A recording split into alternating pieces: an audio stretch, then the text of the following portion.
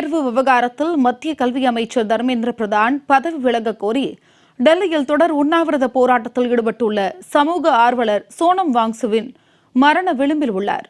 லடாக் முதல் ஜந்தர் மந்தர் வரையிலான வாங்சுக்கின் போராட்ட களம் குறித்து விவரிக்கிறது இந்த செய்தி தொகுப்பு.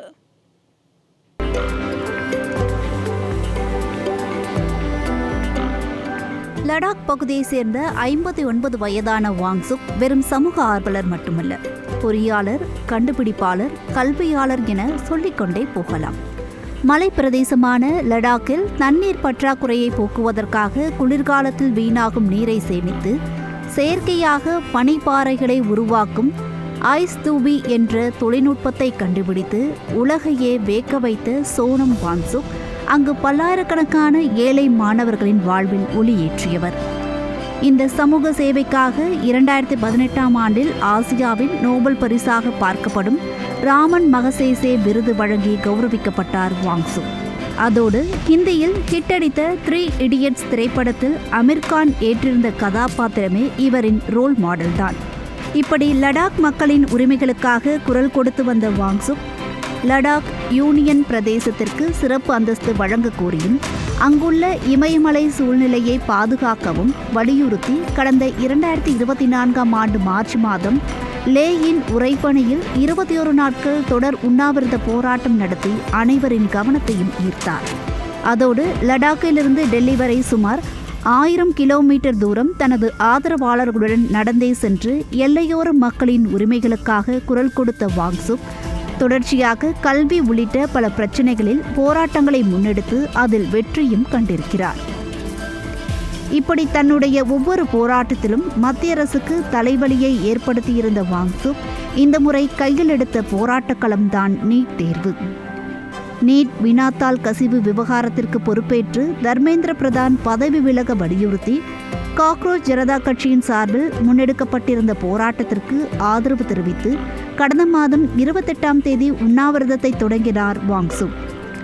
ஜந்தர் மந்தரில் 18 நாட்களை கடந்தும் இவர் நடத்தி வரும் போராட்டத்தை மத்திய அரசு இதுவரை கண்டு கொள்ளாவிட்டாலும் கோரிக்கையை நிறைவேற்றும் வரை உண்ணாவிரதத்தை கைவிடப் போவதில்லை என்பதில் உறுதியாக இருக்கிறார் வாங்சுக். வெறும் தண்ணீரை மட்டுமே குடித்து உண்ணாவிரதத்தை தொடரும் வாங்சுவின் உடல்நிலை நாளுக்கு நாள் மோசமடைந்து வருகிறது.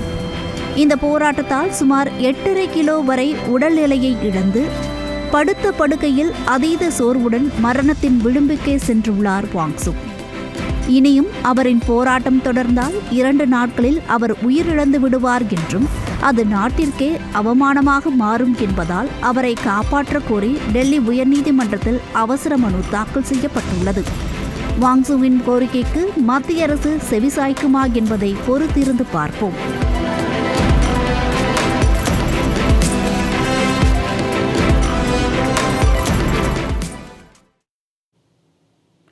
இதனிடையே சமூக ஆர்வலர் சோனம் வாங்சுக்கின் போராட்டத்திற்கு ஆதரவு தெரிவிக்கும் வகையில் நாடு முழுவதும் இன்று உண்ணாவிரத போராட்டம் நடத்தப்படும் என்று காக்ரோச் ஜனதா அமைப்பு அறிவித்துள்ளது. நீட் தேர்வு முறைகேடுகளுக்கு பொறுப்பேற்று மத்திய கல்வி அமைச்சர் தர்மேந்திர பிரதான் பதவி விலக வேண்டும் என்றும் பாதிக்கப்பட்ட மாணவர்களின் குடும்பங்களுக்கு இழப்பீடு வழங்க வேண்டும் என்றும் வலியுறுத்தி இந்த போராட்டம் நடைபெறவுள்ளது. மத்திய கல்வி அமைச்சர் தர்மேந்திர பிரதான் பதவி விலக கோரி டெல்லியில் கடந்த 18 நாட்களாக சமூக ஆர்வலர் சோனம் வாங்சுக் உண்ணாவிரதத்தில் ஈடுபட்டு வருகிறார். இந்த நிலையில் போராட்டத்தில் ஈடுபட்டு வருபவர்களுடன் பேச்சுவார்த்தை நடத்துமாறு இந்திய புலம்பெயர் அமைப்பு மத்திய அரசுக்கு கோரிக்கை விடுத்துள்ளது. அமெரிக்காவை சேர்ந்த ஹிந்துஸ் ஃபார் ஹியூமன் ரைட்ஸ் என்ற அமைப்பு தேர்வு முறைகேடுகள், கல்வி நிர்வாகம், நிறுவனங்களின் பொறுப்பு கூறல் மற்றும் பொது அமைப்புகள் தோல்வியடையும் போது மாணவர்கள் எதிர்கொள்ளும் விளைவுகள் குறித்து போராட்டக்காரர்கள் தீவிர கவலைகளை எழுப்பியிருப்பதாக கூறியுள்ளது. அரசு போராட்டக்காரர்களை சந்திக்க வேண்டும், அவர்கள் சுட்டிக்காட்டிய தேர்வு மற்றும் நிர்வாக தோல்விகளுக்கு ஆக்கப்பூர்வமான பதிலை அளிக்க வேண்டும் என்று கோரிக்கை வைத்துள்ளது.